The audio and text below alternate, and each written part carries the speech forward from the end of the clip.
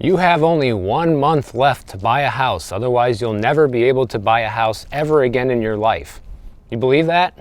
Well, that's what Barbara Corcoran is telling everybody right now, because she is so convinced that as soon as the Fed lowers rates again, because they already did lower rates and it actually caused mortgage rates to go back up, but she says next time, then the rates are going to drop so low that buyers are going to pour back into the market and you'll never be able to afford a house ever again. She literally just came out and said this, that now is the very best time to buy a house, but you only have 1 month to do it, guys. Like, I don't know how much she's being paid to say stuff like this, or really what the motivation is. Maybe her real estate company's not doing so well right now because sales are at 1995 levels, even though the US population has grown 75% since then. So either this is out of desperation or she's being paid a lot of money to say crap like this. She says, I'm here to tell you, you have 1 month to buy a house. Only 1 month. Now, her logic behind saying this is because there's so many people on the sidelines right now waiting to see what's going to happen next. Everyone's taking a wait and see approach because the election is right around the corner, because prices are still high, interest rates have been surprisingly going back up, which is something a lot of people didn't expect would happen. So there's a lot of uncertainty in the market and the economy in general right now. And she said because so many people are putting buying a home on hold, that right now is the best time to find deals, because you're going to have someone else out there, a seller for example, that is uncertain as well and maybe more open to taking your offer. Now, what's the logic behind you only have 1 month to do this? I have no idea. It doesn't really say why she said you only have 1 month, but I do understand a little bit of what she's saying here, because it kind of goes along with that old Warren Buffett saying where you want to be fearful when others are greedy and greedy when others are fearful. And that's kind of like the principle she's trying to project here. At least that's what I think.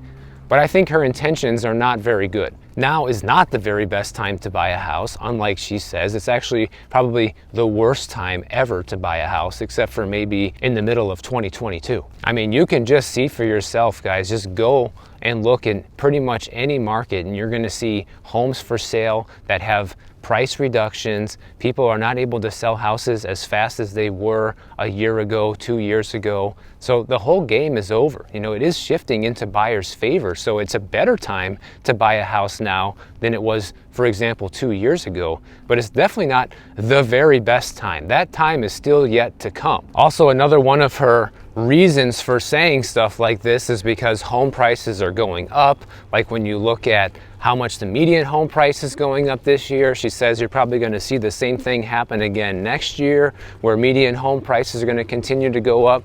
But that doesn't really matter to you as the individual buyer. That's something that you need to understand, that whatever happens to median home prices has no relevance to you depending on where you live. All that matters is your market, how much prices are going up or down in your market, how much inventory is going up or down in your market, how many sellers have listings with price cuts right now. Those are the things that truly matter, not what the nationwide median home price is saying. Because there are a good chunk of markets out there, especially in the Northeast and the Midwest, where home prices continue to go up. And also you have a lot of very wealthy people still buying very expensive properties. And when you combine those two segments of the market, that's enough to push median home prices up right now and kind of scare people into thinking that now is a good time to buy, especially when you hear somebody with a big real estate reputation like Barbara Corcoran telling you to do so. Now, obviously, you guys can do whatever you want.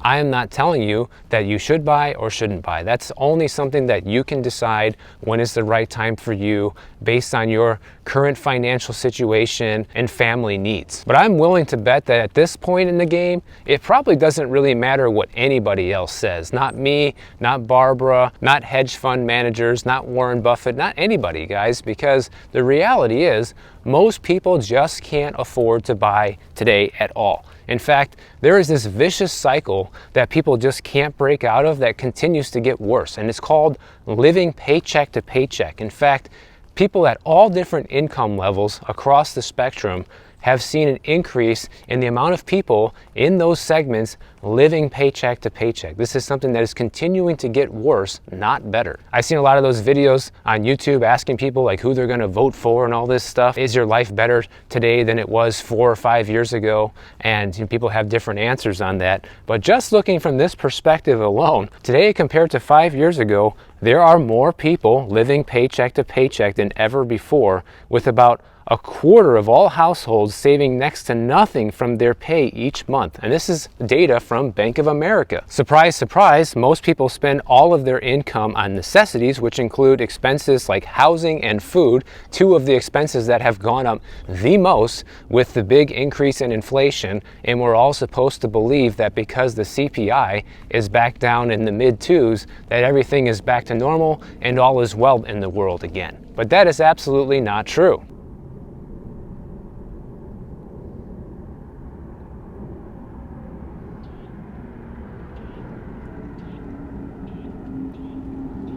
According to Bank of America's data, 50% of people say that it feels like they're living paycheck to paycheck, even if they technically aren't. But what they consider living paycheck to paycheck is spending 90% or more of your income on necessary expenses, okay?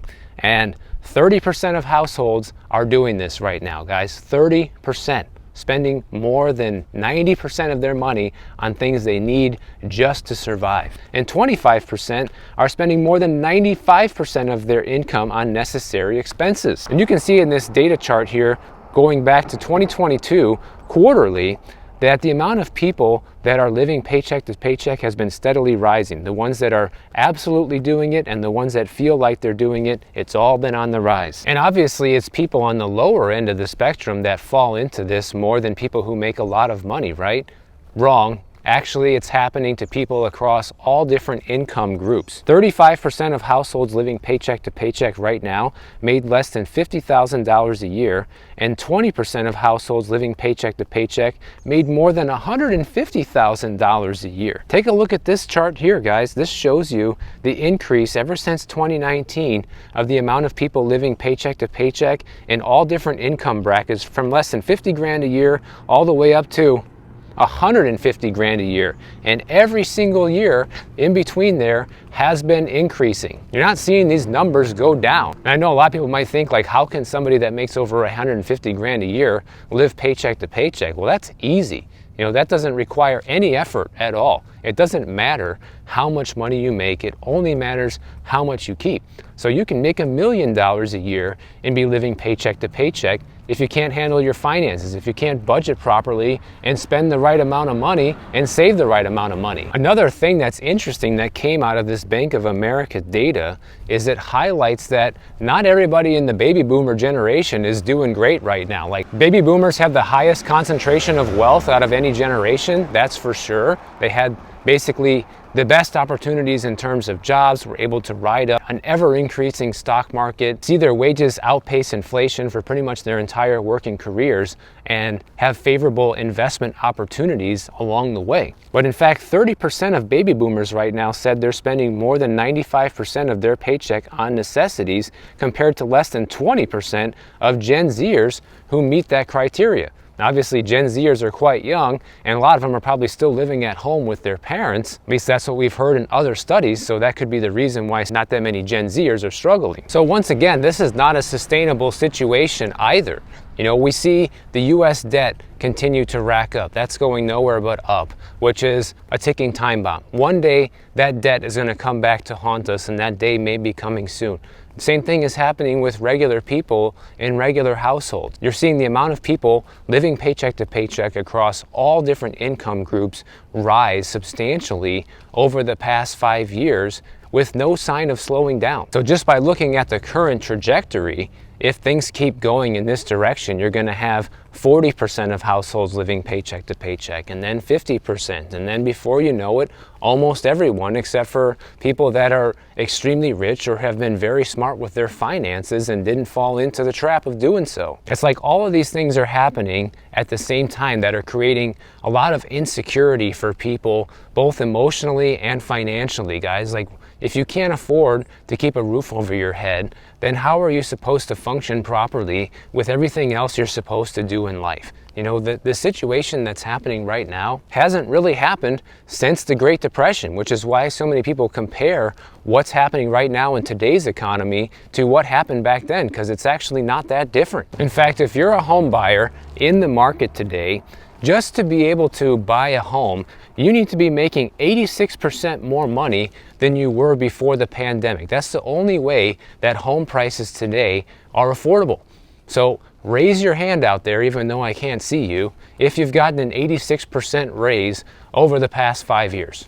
Anybody? Anybody? So take a look at this. The U.S. median household income jumped from $65,925 in January of 2020 to $85,255 in August of 2024. So over that same time frame, the qualified income necessary to afford the U.S. median home went from $64,257 to $119,870. So that is a very large gap. We are talking about $35,000 a year gap in what people actually make versus what people need in order to afford to buy just the average median price home. We're not talking anything fancy, nothing like around here, just the regular $300,000, $350,000 home across America. That's it. Take a look at this chart here that shows you how much the incomes have gone up versus home prices, guys, okay? And what do you notice? That this graph actually goes back to 2006, which is the last time that the amount of income needed to buy a home surpassed income substantially. And what happened to home prices back then? They came crashing down. That's what the left side of this graph shows you. And now today, the numbers are way higher. They have gone far beyond what people actually make versus what you need to buy a home. Where do you think these prices are going to go next? They have really no choice but to go down.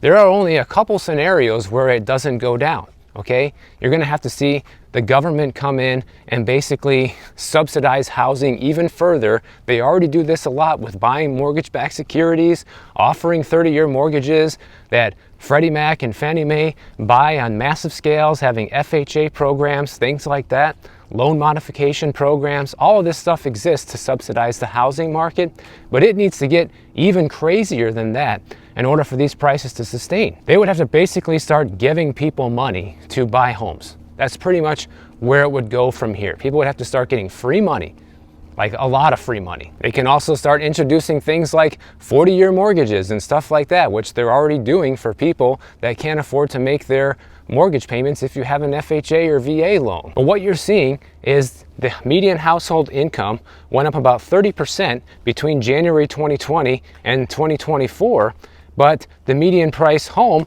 went up by 86%. So really the only way that we're going to be able to sustain prices at these levels indefinitely is with massive government intervention. And I would normally not be surprised if they did something like that, but under the current situation with how broke the federal government is, I don't even know if it's possible, guys. Like, my guess is probably not.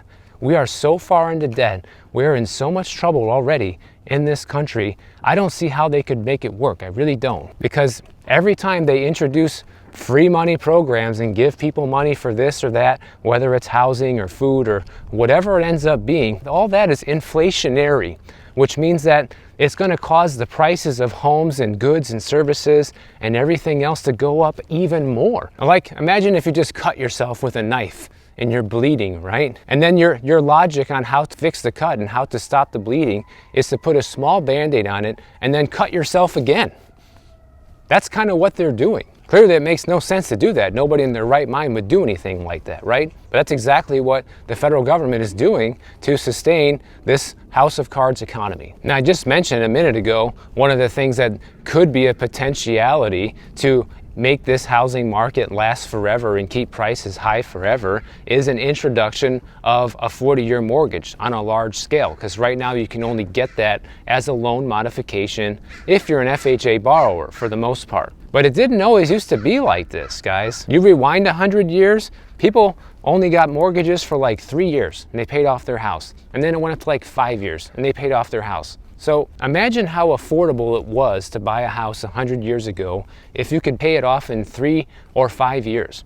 I mean, not only is that amazing, but imagine the amount of relief that gives somebody. Like, you know, you can work 3 or 5 years out of your life and have a house that you can call your own indefinitely. And back then, property taxes and insurance weren't taking a massive chunk out of your monthly income. So you could live in that house for the rest of your life in peace, knowing that you weren't going to lose it to not being able to afford insurance, or somebody suing you, or to the tax collector because you didn't pay your taxes, because the taxes were so cheap it wasn't a big deal. But here's the thing, 100 years ago was right around the time of the last Great Depression, right? And coming out of the Great Depression, lenders didn't have the money to borrow people long-term mortgages like they do now. There was no such thing as a 30-year mortgage, not even a 10 or a 15-year, okay? But then, as part of the New Deal, Congress created the Homeowners Loan Corporation in 1933, and their goal was to buy failing mortgages and turn them into longer-term loans.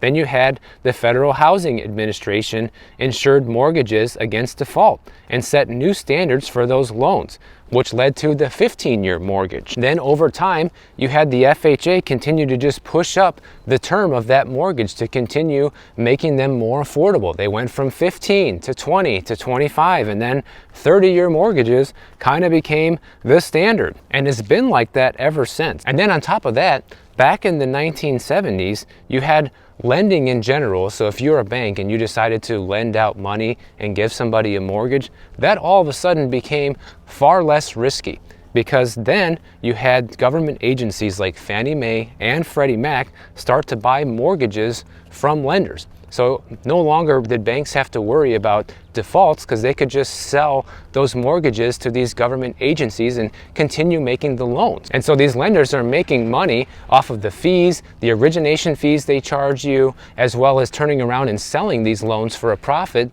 to government agencies and to private investors. So think about the dynamic that this whole situation creates. It creates a situation where all of a sudden a lot more people can get a mortgage for a couple of reasons. Number one, lenders are now making their money not off of the interest, but they're making the money off of origination fees and how many loans can they write. So it's in the lender's best interest to get as many people into a mortgage as possible, because that's how they're making money without taking any of the risk, right?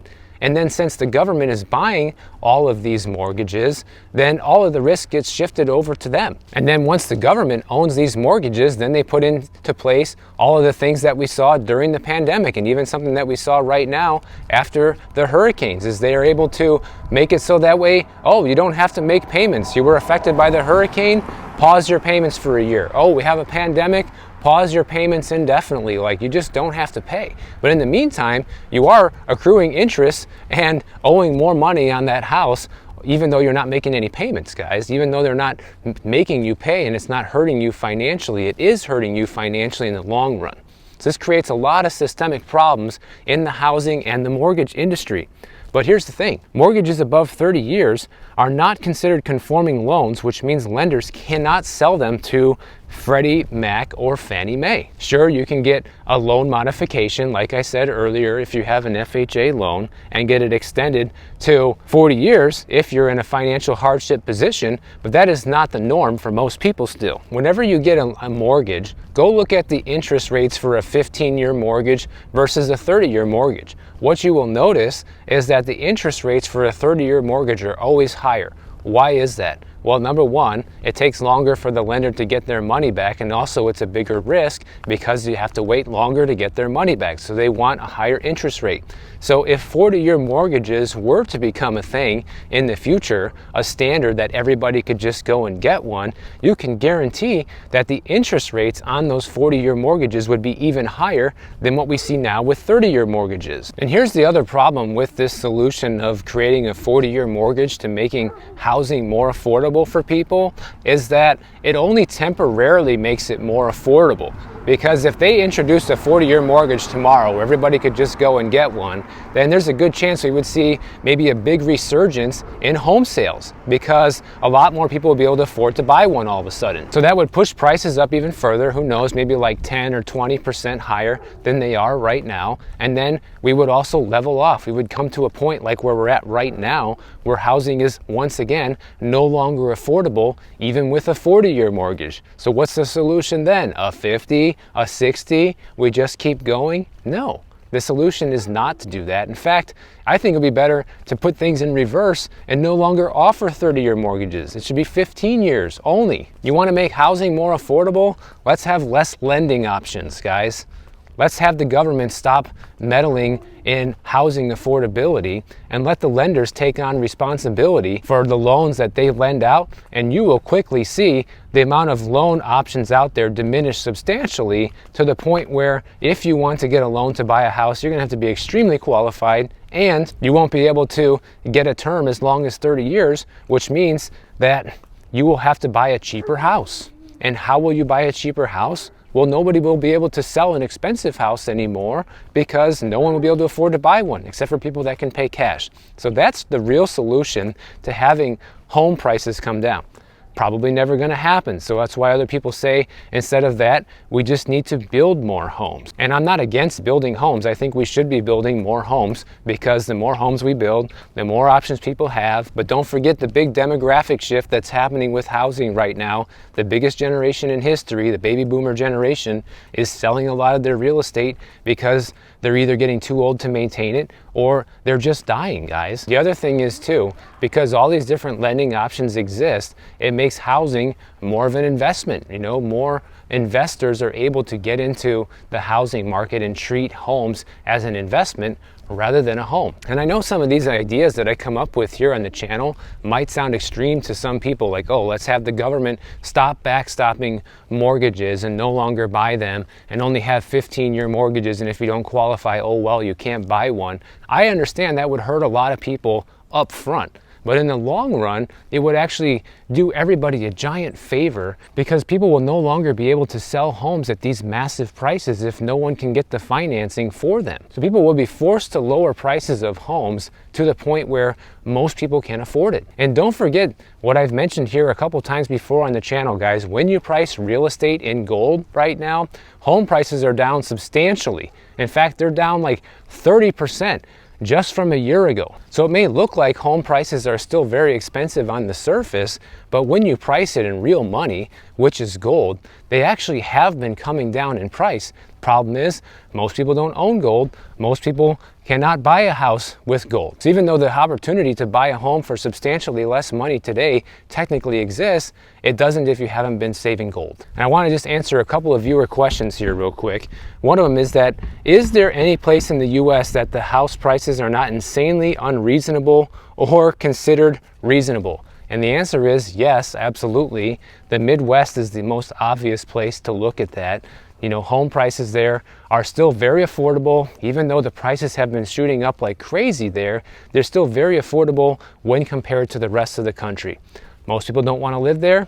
That's fine. So you have to choose. Do you want to be a homeowner and live somewhere you can afford, or do you want to be a renter and live somewhere that you like? This question is also a good one that came in about insurance, okay? It says, if it's illegal to not have house insurance or the bank will foreclose on you and there is a hurricane which wipes out your house and the insurance won't pay out, are you liable to the bank for the destroyed house because you did insure it? So if you've already gone through a foreclosure and the bank owns your house and something happens to it and it doesn't have the proper insurance, that's definitely going to be the bank's problem, not your problem as the former owner. But say if you're in the middle of the foreclosure process and you're still the legal owner and something like that happens and the house gets wiped out, right? And the insurance doesn't pay out, you're still on the hook for that mortgage. But it probably won't matter since you're already in foreclosure anyways, so you're not paying. So you're already going to be forfeiting your mortgage and forfeiting your financial life in that sense. So